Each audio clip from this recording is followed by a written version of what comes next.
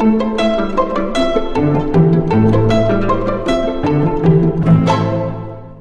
writers around the world. It's Jim Parsons back again with lesson 24 of Write That Novel Now. Getting close to the end of the novel, close to the end of the course. And today I want to return to talking about the darkest moment and the climax. Now, I've mentioned these. I've mentioned the plot arc of rising tension leads to the darkest moment. When I talk about them, I separate them because there's so much to be said about the darkest moment and so much to be said about the climax. In reality, they occur together. They're not really separate, but I want to treat them separately. So the darkest moment, having put your poor old character through hell, the darkest moment is when you convince your reader there's no way they can achieve their goal. Everything is belly up. And in fact, in many books where there's some killing going on, this is where you convince your reader that your character not only is going to fail, but die. And then he escapes. She escapes. All part of the same thing, but there they are, the two things are together: escape and beats the villain into the ground and achieves the goal. Okay, so I'm dealing with them separately, but I want you to be certain that they occur together. You can't have a darkest moment in chapter 20 and wait for the climax 30. They are a simultaneous event. They happen together, but I'm treating them as separate things. Do you have to have a darkest moment in the climax? Yes, you do. We're not writing to a formula. We're writing to meet a convention of the novel. We are writing to meet novel readers' expectations. You make the claim when you publish this book that you've written a novel, and your reader picks it up, buys it, and starts reading it with all the understanding that the reader has of what that means, what a novel is. And woe betide you if you overturn your readers' expectations. They will not like you. Your reader starts reading knowing that within the first chapter, probably, you will introduce a puzzle, a problem. You will introduce a character that they will usually like, but sometimes, even if they don't like them, they're interested enough in this character to want to see what happens. They know that that character will be faced with a problem, something or a great need, something they want to achieve, a goal. It might be save the world, it might be find a romantic partner, it may be achieve some particular personal goal, climb Everest, whatever. The reader knows hidden in that goal is a moment at the end of the novel where the reader is going to be teased, will presume that all is over, that it can't possibly happen, and they know that there's going to be a happy ending, that the goal will be achieved. Now, if that isn't the case, you've got to have a good reason why you have overturned your reader's expectations. One that they can say, oh yeah, well, I can see that, it would have been better if it wouldn't have been a good thing if you'd have the goal. It's much better the way it ended here. As long as they can see that, don't just let them down. The reader knows when they sign on with you, when they sign on to follow this character as they pursue the goal, they know there's going to be tension rising, there's going to be problems that the character has to overcome before they get to the moment when they are really tested and they succeed. That's what a novel is. That is the convention your reader knows and loves, and that's why they're there. What is it we're after? We can say we're after entertainment, we can say, it's amusement, but basically we want to know that good does prevail. We want to know that happiness is achievable. We want to know that love can conquer all. We want to know that there is regularity and common sense and a pattern, a meaning to life. All of those things we pursue when we read a novel. And that's your role. You have to give that. So I've talked about the plot arc of rising tension. You need to wind this up gradually as you're doing your story. Things will go wrong, setbacks, minor disasters, problems will arise. Nothing is easy on this to success, right? But make sure you grade it. I encourage writers to assign a number between 1 and 10. The first thing that goes wrong is a 2, then a 4, then a 6, then an 8, roughly, right?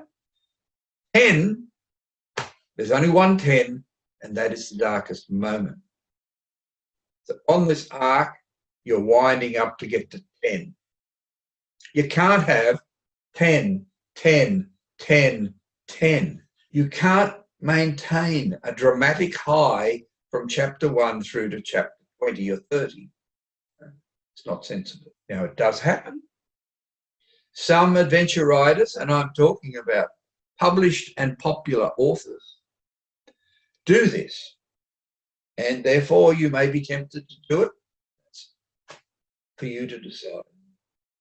But you will find some books where in chapter 6, the hero tumbles down a cliff in a car, bouncing through the rocks and walks away with barely a scratch at the end.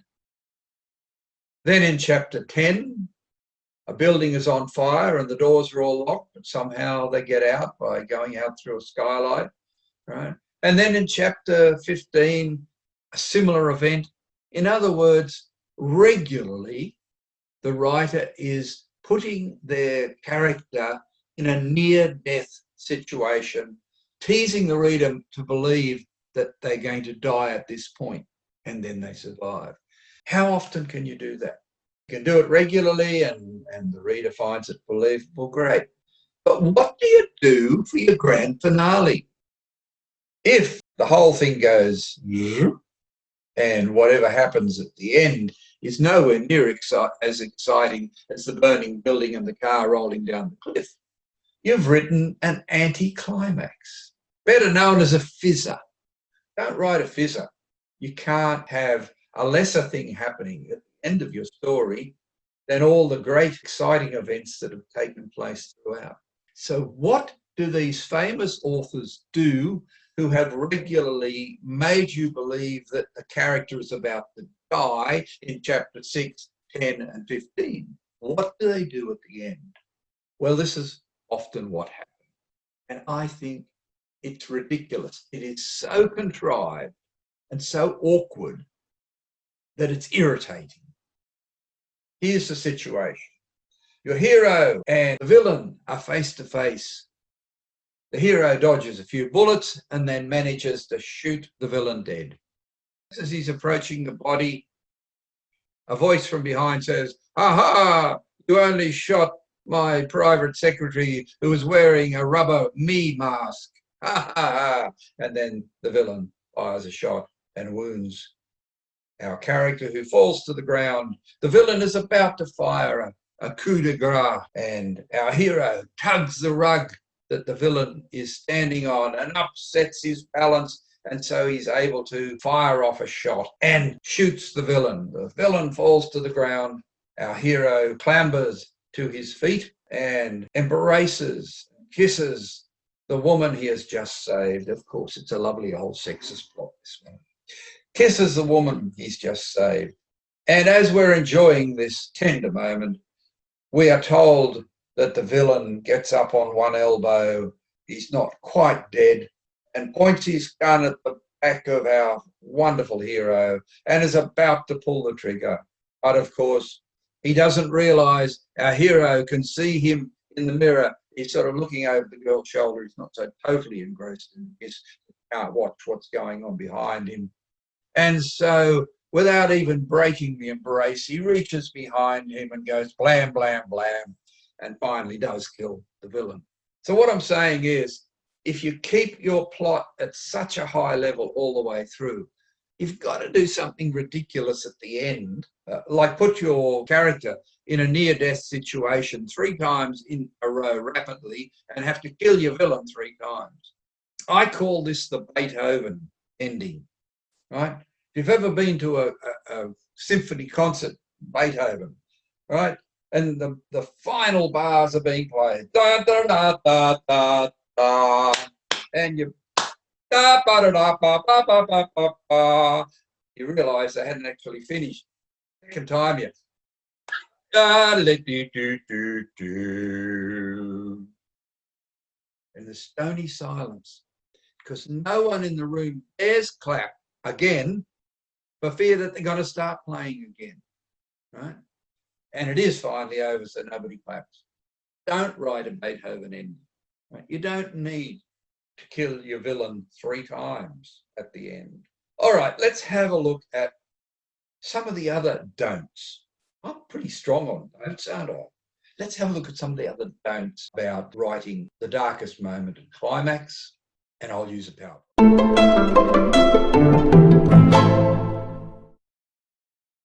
Very well, we've had the darkest moment, which leads us to the climax. We see that all the enemy is overcome. And so I want to present you now with some important don'ts. First of all, don't hand over the last-ditch win to a minor character. In other words, if someone's got to discover the hidden trapdoor to get out of the sealed room, it had better be your main character, your hero, not his sidekick or the page boy. The reason is it's your main character that the reader has been following and wants to see succeed. They've got to be active, proactive, not passive. So give your reader that satisfaction. Find a way for perhaps the MC's dominant strength to save the day. I'm not sure whether I've mentioned the term dominant strength before on these videos, but every character should have a dominant strength and a dominant flaw. The dominant strength is what they can call on in a moment of great need. And we're aware of this strength. Doesn't mean muscles necessarily or great sword play, right? It can be perseverance. It can be an ability to argue their way out of anything. It might be persuasiveness. It might be a loving heart. These are things that might be the character's strength. The dominant flaw is probably something that's going to get them into trouble and make it more difficult for them to achieve their goal. So see if you can find a way for it to be the character's dominant strength. Maybe it's just that they're damn smart. That's often what it is. Point 2, the next don't bring in the cavalry. Your character has to succeed on his or her own strengths. They're not to be rescued by someone else. So it's the MC's role to succeed, not to be saved by some outside intervention. It's especially true of a female main character. For goodness sake, don't send in a man to save her. That's suicide for your book. Now, there is a case when outside intervention is okay, like the cavalry riding in, if somehow the main character organised it or engineered it. In other words, if you show your main character sending a Morse code signal with a mirror out the window and it brings the police in right at the right moment, that's fine. Or even if the MC had organised that if I'm not out of the building in 15 minutes, come in after me, right? That means it's down to the smart thinking of the main character, not just some outside intervention. That's clear. Number 3 is associated to this. We don't want any miracles. No matter how God-fearing the MC is, the heavens don't part, no lightning strikes on the villain, no heavenly intervention. Okay, it's not the way to get your main character out of the darkest. Now, the only exception to that is if you are specifically writing a Christian novel for a Christian audience and want to show human helplessness and the power of prayer and the glory of God. Right? And I include, under miracles, natural events like an earthquake or volcanic eruption, just as the villain is about to strike. We don't want that sort of natural intervention, whether you call it a miracle or not. When you come up with this solution, don't make it implausible. Now, there is a possibility here, there is a danger that you might feel obliged to. I mean, if you've really got your character into a pickle, I mean, that's great. You want the darkest moment to be a point where the reader really believes there's no possible way out of this situation. So you've done a good job, but let's not do such a good job that the solution has to be ridiculous. You know, we don't want it to have to be the pet dog snoozing by the fire suddenly becomes a werewolf and tears the villain to shreds. We don't want that decorative sword above the doorway to suddenly become loose and drop through the villain's shoulder blades. And your main character can't suddenly discover that she's got magic powers and didn't know about it. None of those things are plausible and will destroy your book if you feel obliged to get your character out of it. A slightly different tack on this: don't make the solution unaccountable or contrived. Now, what do I mean by this? Let's say that the main character retrieves a dagger from her stocking top. Now, that's not an implausible solution, as long as the reader knows it's there. No surprises. It's no good suddenly. That's like the rabbit pulled out of the hat, right? But if back in chapter 4, the reader saw the main character getting dressed to go to a ball, and for some reason, the party goers that she mixes with, she feels the need to take a dagger with her, and she conceals it in her stocking top. But once the reader knows that, then when the dagger comes out at just the right moment, the reader can't go, "Oh, really?" Okay. Of course, people would say that's one of the most implausible things, because a dagger would put a ladder in the stocking, and no self-respecting woman is going to go to a ball with a ladder in the stocking. But anyway, I'm not going to. Similar thing.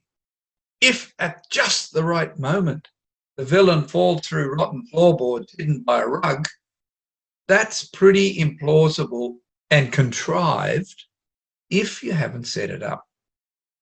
Now, if back in chapter 4, when the main character is renting this apartment and the real estate agent is taking him around it and says, look, we usually put a large table over that spot there because there's rotten floorboards and it's a bit dangerous, and the owner won't fix it up. So we don't see the MC thinking, one day a villain might come, and therefore I'd better make sure those rotten floorboards are just covered by a rug.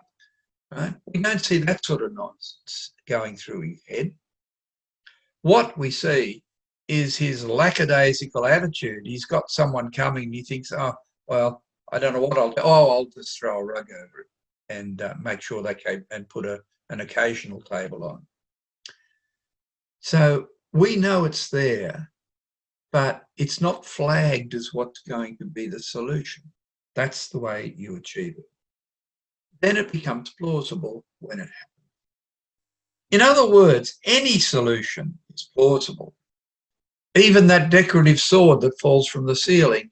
If someone keeps saying, listen, Harry, you better fix that sword, it's going to fall one day, then it becomes plausible if and when it does fall. So any solution is plausible, provided you give the reader plenty of clues prior to the event. And what you do then is create this lovely, of course, moment. The reader suddenly says, I should have seen that coming. Right? And it's perfect. So that's what you're looking for. This climax that we're talking about, it's partly overcoming the villain, although the climax doesn't always mean defeating the villain. It could simply mean that the main character has overcome every obstacle. There mightn't be a physical villain in your story. The villain might be society. Antagonist might be society. The antagonist might be a mountain peak that this person is trying to climb. The climax is when they manage to win. So every obstacle along the way, whether it's an exterior one, things getting in the way, or an interior problem like timidity or fear or whatever, they're all overcome, and your main character has finally achieved his or her goal. So how do we end the story? What is the resolution of this? Are they going to achieve that goal? For the reader, it's the highlight of the book. It's the moment they have been waiting for ever since you elaborated on what this burning goal or quest is that your main character has taken on. That's what they've been following. So how do you end it? Do you resolve your story with the main character achieving his or her goal? That's what I've been sort of saying you're going to be doing, but it's not necessarily so. There are 4 types of endings that I've been able to identify. Here they are. We're looking at whether the goal is attained.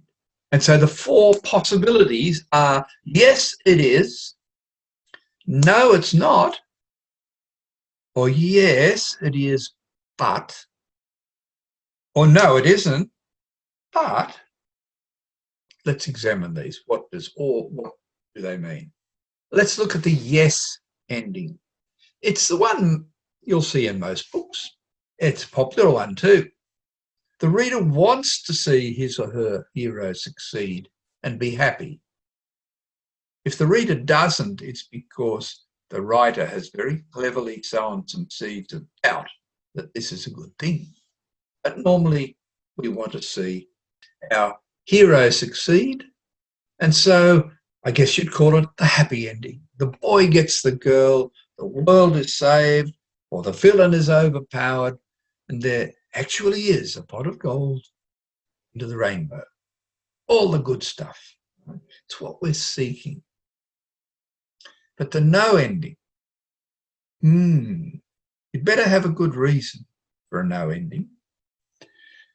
In traditional dramatic terminology, that becomes a tragedy, like some of the Shakespearean tragedies like Hamlet, Macbeth, Othello. And they're tragedies most likely reflecting an interior failing rather than an inability to defeat a villain.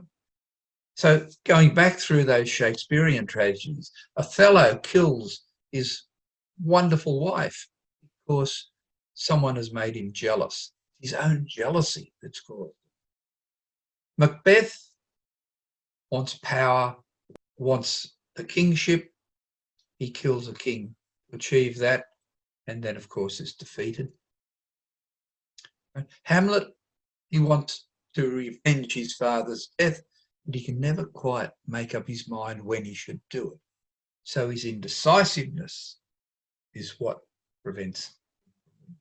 So these are interior failings, and we see a great person pulled down by that failing. So that's then a tragedy. And as I've said here, thus your timid or selfish or self-obsessed man can't find love. Or the greedy man can't be satisfied with what he has and he loses all. They are the sort of endings, no endings, where people don't get what they want. So no endings usually have a lesson or message to impart. Better do it subtly. People don't like to be lectured. Maybe you want to demonstrate, maybe it's not an interior failing. Maybe you just want to demonstrate that it's unrealistic to believe that goodness can win over big corporate greed and power. So you're showing your reader something, you're revealing something to them by that no ending. Good no endings give the reader food for thought. Bad no endings simply leave the reader dissatisfied. Well, what's a bad no ending? Well, basically, if you just think, I'll be different, I won't let my hero win, I'll just be contrarian, stop him from winning. That's not going to win any hearts. You've got to have a good reason to offer your reader if you deny them that pleasure. And I think the worst bad no ending is when your character does not achieve their goal at the end of the novel, because you're effectively saying to your reader, you better come back for book 2 to see if he wins or not. That's a lousy way to end it. The yes, but ending. So we're letting the main character win, but there's a problem. Now, this can be another thought-provoking type of ending, and it's often ironic or cynical, or it raises a warning note. For example, the MC gets what he or she wants, but loses something perhaps more valuable. And my example here is the businessman strives and makes the top 100 richest list, what he's always wanted. But in doing so, he's neglected his wife and young family, and the wife leaves him. So it's a rather bitter success if he loves his wife and family. A bitter success. The other side of the coin, the girl gets the upwardly mobile executive guy that she's been after throughout the book, though the writer will undoubtedly have ensured that the reader was ambivalent about his real value. Sometimes we can build a character who's wrong. We can see that he or she is wrong about something, and we're screaming out, no, no, no, as readers. Right? So we let this girl win. We give her the upwardly mobile executive guy she wanted. But then we have the book end on a sour note. For example, perhaps at the end of the honeymoon, not very long into the marriage, he looks her over critically and says, "You've put on a kilo or 2. Time to stop pigging out, darling. Our company expects the wives of executives to maintain a certain standard." So we realise that he's not such a nice guy. We've probably known it all along.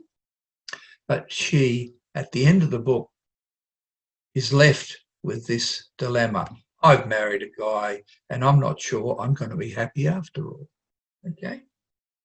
The no but ending is just the reverse of that. We deny the character what they wanted, but there's a silver lining. And this can be satisfying rather than disturbing, because most of these endings will see a superficial or inconsequential goal, even a good goal, but it will fail. But it will be replaced by a more soul-satisfying one. For example, the country girl main character, country girl, fails in her lifelong dream to live in Paris as an artist. Well, that seems sad. But she learns along the way that home is where the heart is, and she becomes a celebrated painter of rural scenes. So it's not all bad, right? Or the guy, this is the eternal cliche, this one. The guy fails to win the heart of the gorgeous socialite, but he finds that the sweet girl next door was always waiting. Oh. So what do we find? There's an exterior want, something out there that we want, which is denied, while an inner need that we may never have known about is met. And that makes a very satisfying ending for the reader. Most of us know what we want, but are seldom aware of what we need.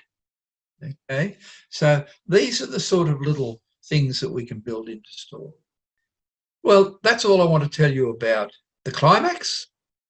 Next week, come back next week for the denouement or resolution, the very end of the book. Sometimes it's just a paragraph, sometimes it's a chapter. Never more, it shouldn't be. So come back next week for the denouement or resolution.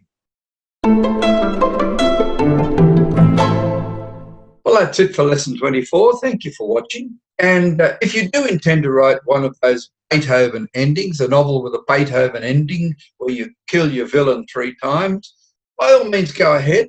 But please, if it gets published, would you write to me and let me know so that I can avoid buying it? I'm sorry, I'm against such endings. If, on the other hand, you've been enjoying these lessons and getting something out of them, if you would like me to be your personal writing mentor, please write to me. The email address is coming up.